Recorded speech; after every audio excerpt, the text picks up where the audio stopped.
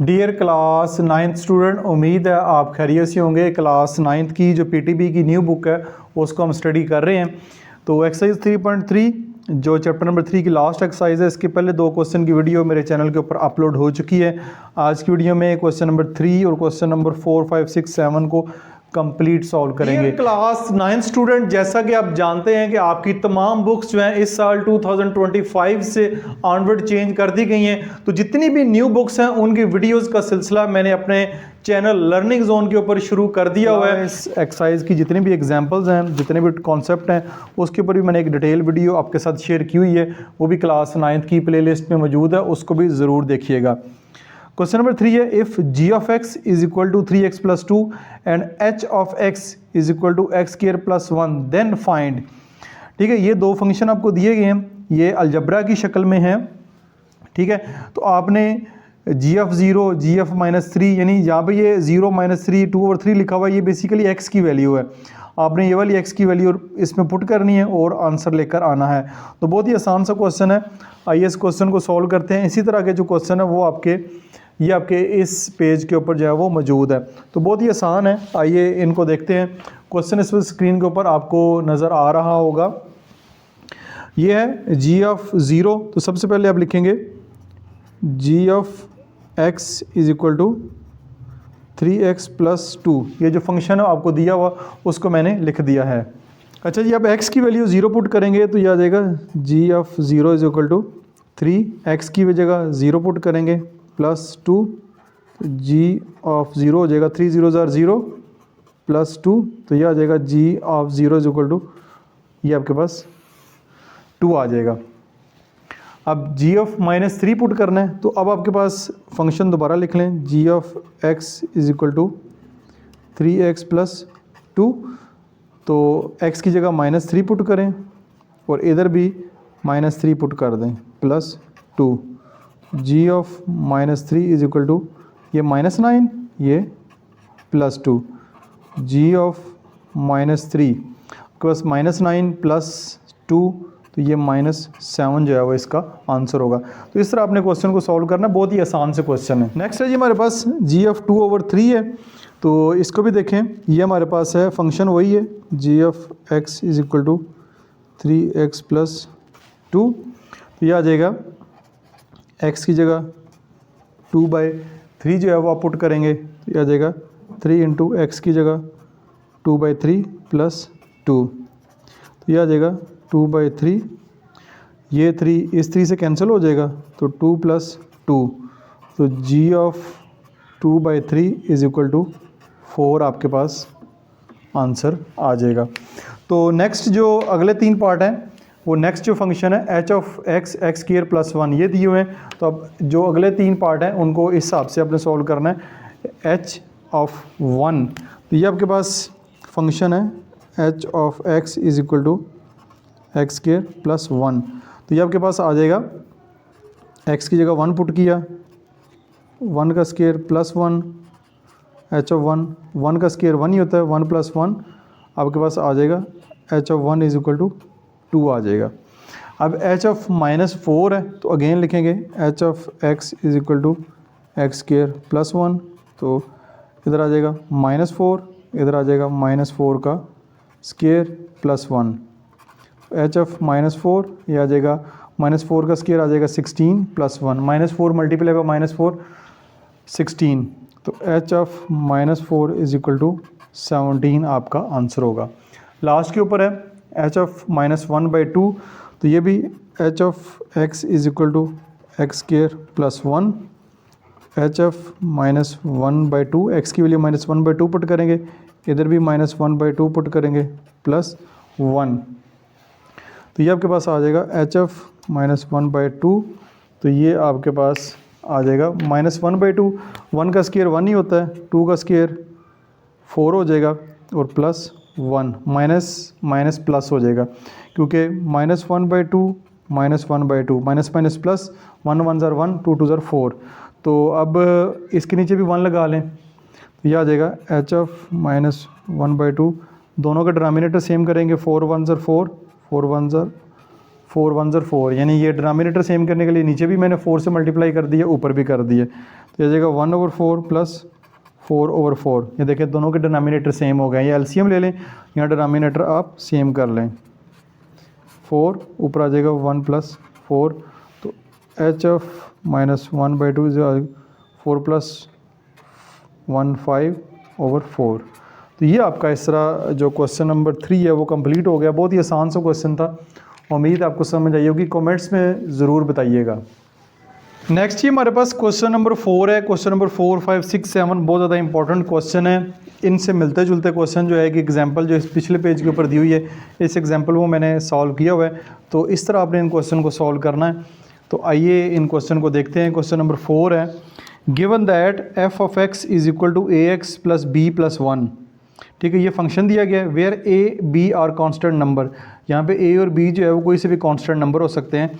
If f(3) = 8, अगर 3 put करें तो 8 आता है, और अगर x की जगह 6 पुट करें तो 14 आता है। Then find the value of a and b की वैल्यू फाइंड करनी है। तो आइए इस क्वेश्चन को भी जो है वो हम सॉल्व करते हैं। थोड़ा सा लेंथी हो सकता है एज़ कम्पेयर टू बाकी क्वेश्चन के, लेकिन मुश्किल बिल्कुल नहीं है। तो हमारे पास क्वेश्चन लिखा हुआ है, मैं दोबारा फंक्शन लिखता हूँ, f(x) = ax + b + 1। ठीक है जी, पहले है f(3), ठीक है, f(3) = 8, यानी x की वैल्यू जो 3 पुट करें तो हमारे पास आंसर 8 आता है। तो चेक कर लेते हैं, x की जगह 3 पुट करते हैं और यहाँ पे आएगा a, और देख लेते हैं x के ऊपर स्क्वायर तो नहीं है, नहीं स्क्वायर नहीं है।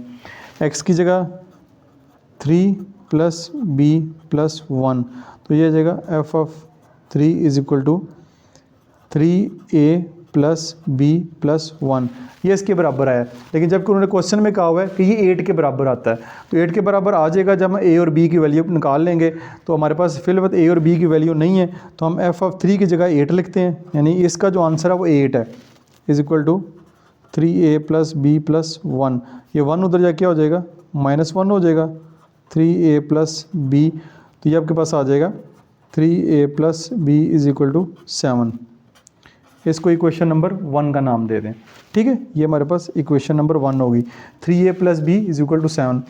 अब हमारे पास जो दूसरा हिस्सा है क्वेश्चन का, उसमें कह रहे हैं कि f(6) यानी कि f(6) करेंगे तो 14 आएगा। फंक्शन वही है, f(x) = ax + b + 1, यही है। अब x की वैल्यू जो है वो 6 पुट करते हैं, a 6 + b + 1, तो ये आ जाएगा 6a + b + 1। f(6) क्या है, 14, इसकी जगह 14 लिखा, 6a + b + 1।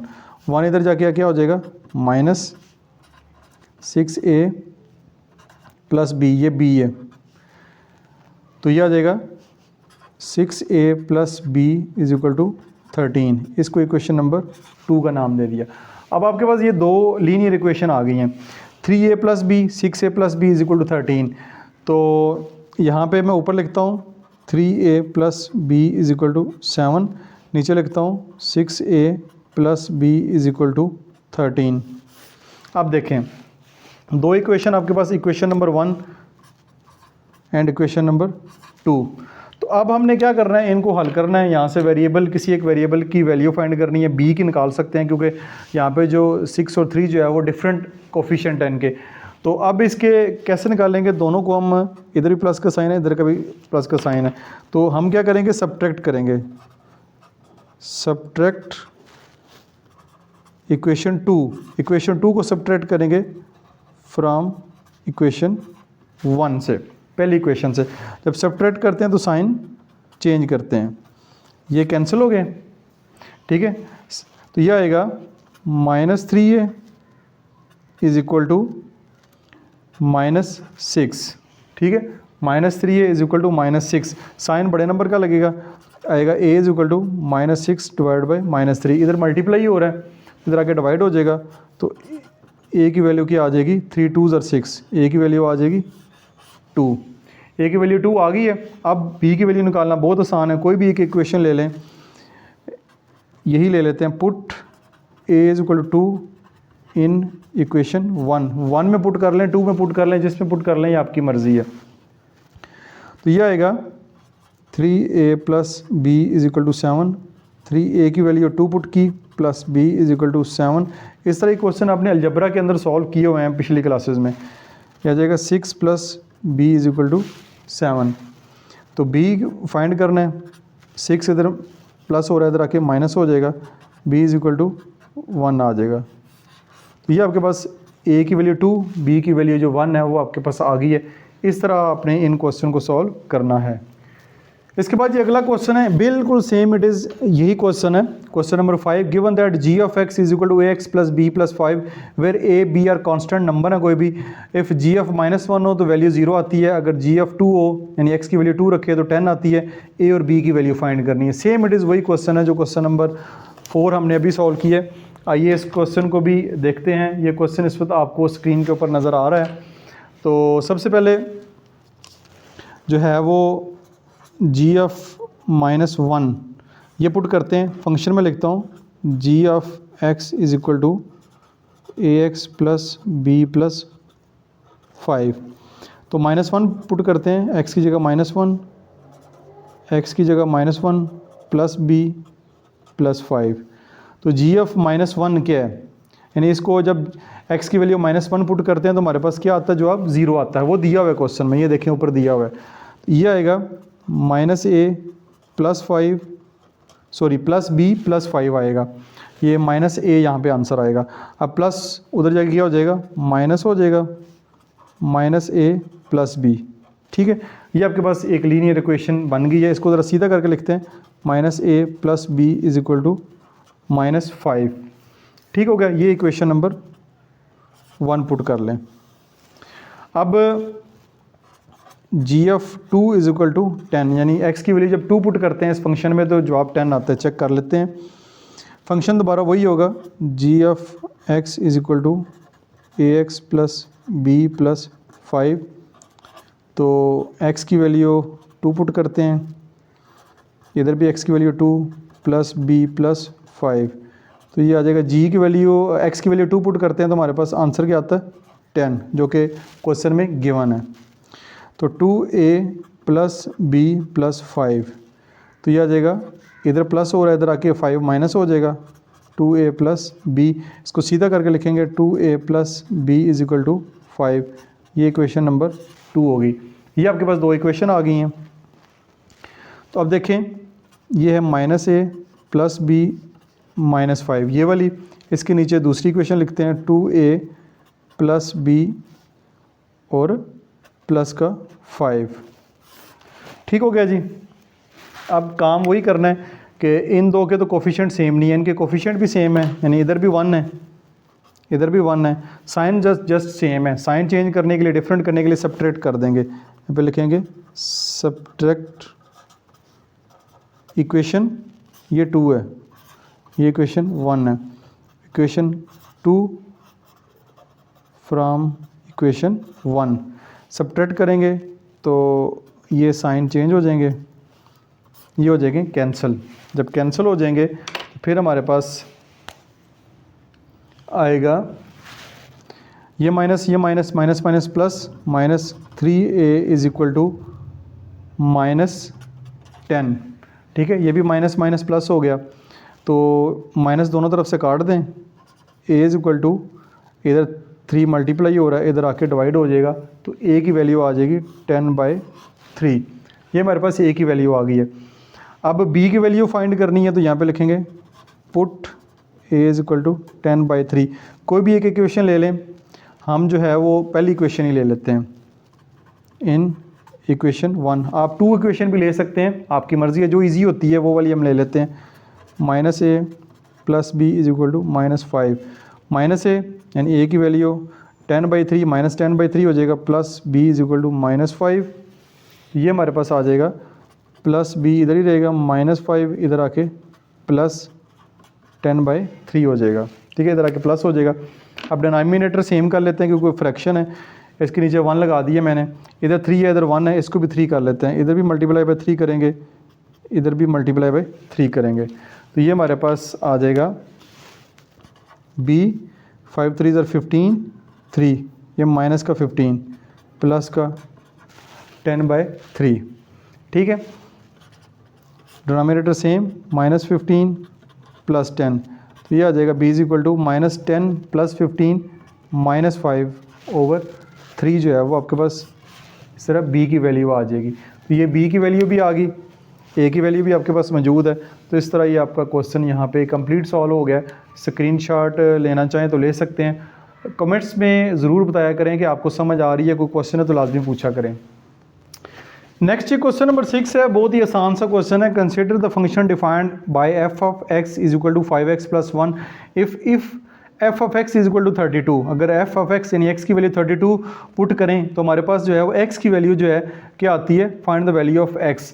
बहुत ही आसान सा क्वेश्चन है। आइए इस क्वेश्चन को हम जल्दी से सॉल्व करते हैं। तो ये मैंने लिखा हुआ function f of x is equal to 5x plus 1। तो f of x is equal to 32, यानी यहाँ पे आएगा 32 हमारे पास आ जाएगा, और ये आ जाएगा 5x प्लस 1, यानी f of x is equal to 32 होगा। तो ये आपके पास प्लस 1 है, इधर आगे क्या हो जाएगा, -1 हो जाएगा 5x, ठीक है। तो अब 32 में से -1 करेंगे तो 31 आ जाएगा 5x। 5 जो है वो इधर मल्टीप्लाई हो रहा है, इधर आगे क्या हो जाएगा, डिवाइड हो जाएगा। तो ये आपके पास इस तरह x की जो वैल्यू है वो 31/5 आ जाएगी। तो इसमें जस्ट हमने इस क्वेश्चन में x की वैल्यू ही फाइंड करनी है। लास्ट क्वेश्चन की जब हम मूव करते हैं, लास्ट क्वेश्चन है consider the function f of x is equal to cx² plus d where c and d are constant number.